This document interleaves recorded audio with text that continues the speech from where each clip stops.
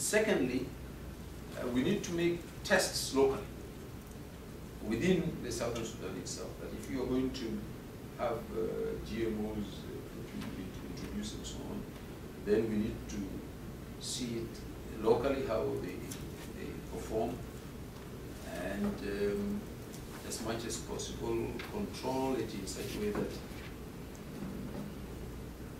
that you could perhaps reduce the contamination that might come with regard to. So these are issues that, to me, are fairly complex,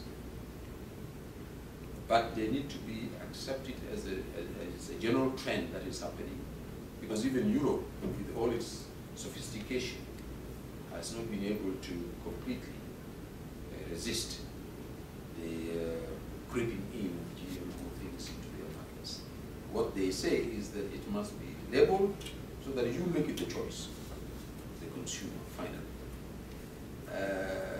The danger, of course, with the South is that because we do not have the expertise to be able to help us with this, so you might find these things creeping in faster than they should. So it is us to develop these legislations and to see how we can manage the GMO things. But the technology is there. It is being used, for example, to increase the production of fibrous material, crop residues.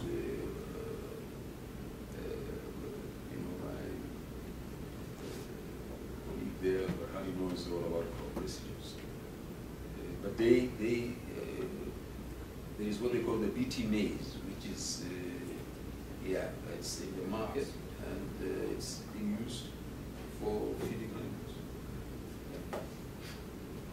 The graduate programs, like at the University of Juba, are the only undergraduate programs, and if you have even undergraduate, you mentioned about your own bachelor's at Aggrey, you did your primary research back in Sudan. Are students involved actively in the research project? We were talking about the importance of getting research done and creating the manpower, so woman power for the new ministries and so forth. So you think it would be quite important for this increase the number of active students, so they're able to be learning and contributing to the debates and knowledge production. So I'm just curious what the situation is like with the proviso, of course, in South Sudan. It's very new and you're still saying things up. Yeah. Well, the research program, we have a whole college of graduate studies. And I can say that there's been quite a lot of research actually done within the University of Juba for master's and PhD degrees in almost all fields, including medicine. But all this is done in the north. It was not being done in the south for very clear, obvious reasons. So that's one. Two, most of this research, or most of these graduate programs are done by research only, research and thesis.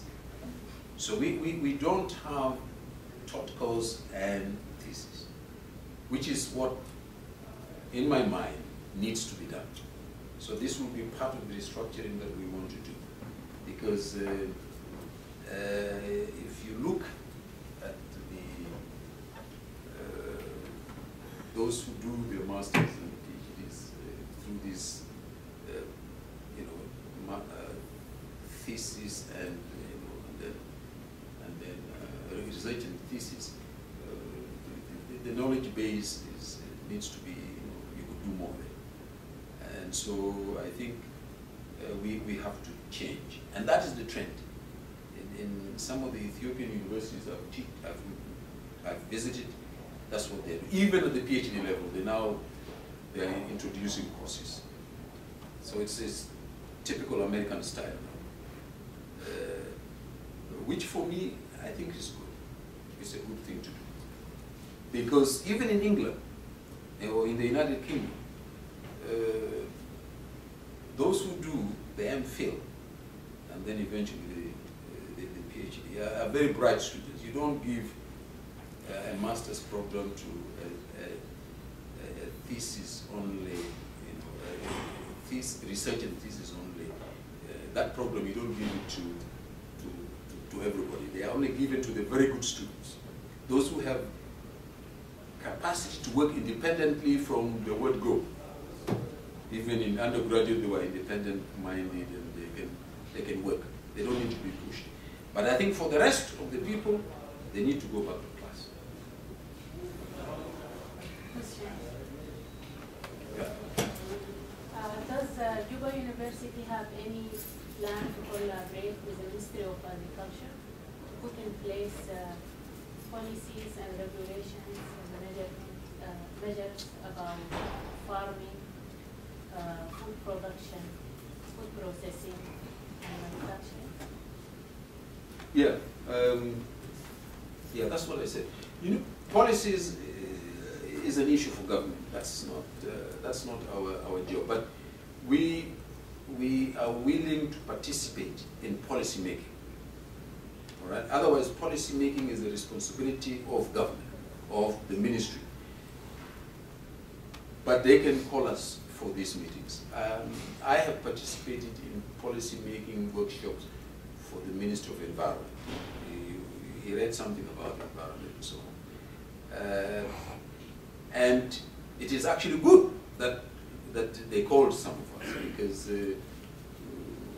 it helps align the policy to what is really realistic and what it should be. So yes, I think university must be involved in these things, although it is not their responsibility.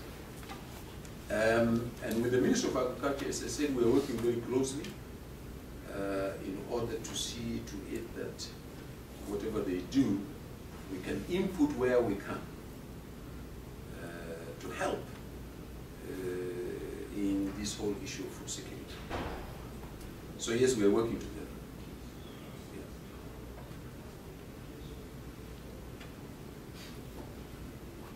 More questions for Professor Abate? Well, on behalf of Carleton University and the International Development Research Center, who kindly sponsored your trip here, let me warmly thank you for a very insightful presentation about the University of Juba and South Sudan. And I welcome everyone to a bit of food and drink outside so we can continue the conversation.